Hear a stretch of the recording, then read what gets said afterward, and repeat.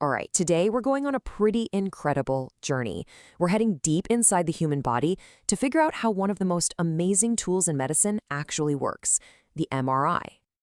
I mean, think about it. It sounds like something straight out of science fiction, right? Peeking inside someone's brain or organs without ever making a cut. The answer isn't about scalpels, it's about physics, and it involves the very atoms that make you, well, you. So, how is it even possible? You know, the hero of this entire story is the humble proton.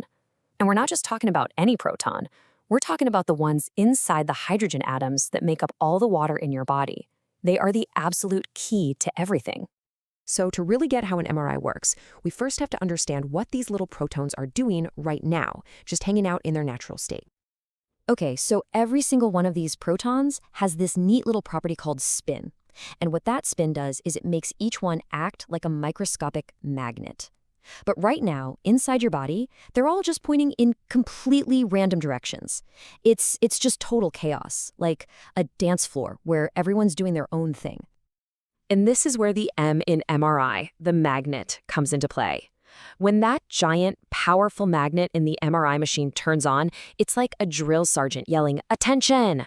And almost instantly, those billions of chaotic protons snap into line, all aligning with this new, incredibly strong magnetic field.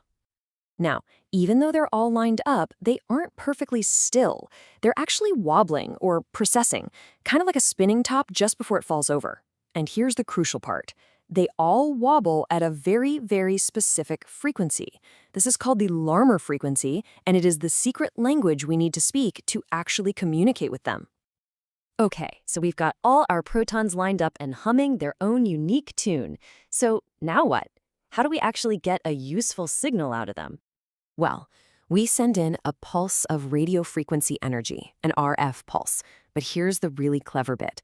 This pulse is tuned to that exact Larmor frequency. It's like hitting a perfect musical note that only these specific protons can hear. And when they hear it, that energy literally knocks them over, out of their alignment.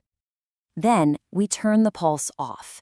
And just like a swing you've pushed returns to the middle, the protons start to relax and go back to their original aligned state.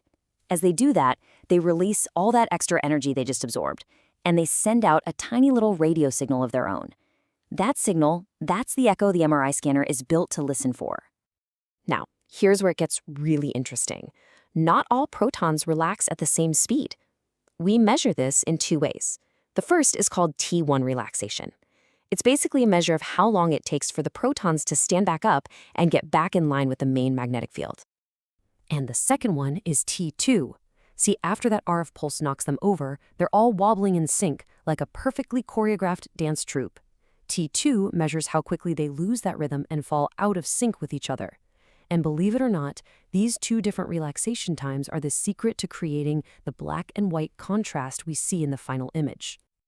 Okay, so the machine is picking up millions of these little echoes, but right now it's just a bunch of noise. How on earth does it know where in the body each of those signals is coming from? This is where some other smaller magnets called gradient magnets come into play. You can think of them as creating a super precise 3D grid across the entire body. By slightly changing the magnetic field from head to toe and left to right, they make protons in different places wobble at slightly different speeds.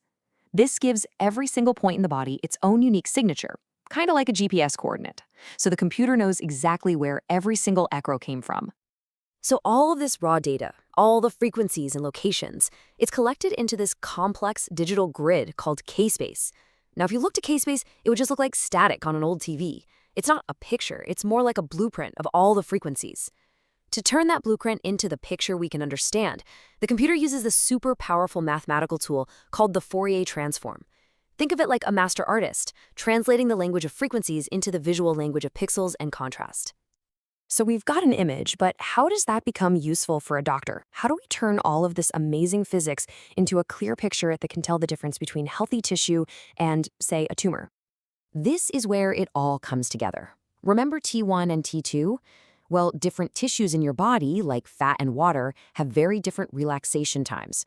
By telling the scanner which signal to pay more attention to, T1 or T2, we can create different weighted images. For example, on a T1 weighted image, fat shows up as bright white and water looks dark. But on a T2 weighted image, it's the complete opposite. This contrast is everything. It's what lets doctors spot tumors, inflammation, or injuries with unbelievable clarity. But modern MRI can do so much more than just take static anatomical pictures. Let's check out some of the advanced ways we can use it to see the body and even the brain in action. Let's talk about strokes, for example. Time is absolutely critical. There's a specialized technique called diffusion-weighted imaging, or DWI, that can spot a stroke within minutes of it happening. It actually works by tracking the motion of water molecules. In a damaged part of the brain, water can't move around as freely, and DWI makes that area light up like a Christmas tree, saving precious time and ultimately brain function. And if you thought that was cool, it gets even more amazing. With something called functional MRI or fMRI, we can literally watch the brain while it works. See, when a part of your brain gets busy, it demands more oxygen-rich blood. fMRI is sensitive enough to detect these tiny changes in blood oxygen. It's called the Bold effect, and it creates a real-time map of your brain as you think or feel or move. So we've gone from a tiny spinning proton all the way to a map of a living thought. The journey of MRI is it's extraordinary. It has completely changed how we see the human body. And as we get better and better at listening to these tiny echoes from within us, it just leaves you with this incredible question to think about. What mysteries of consciousness itself will it help us solve next?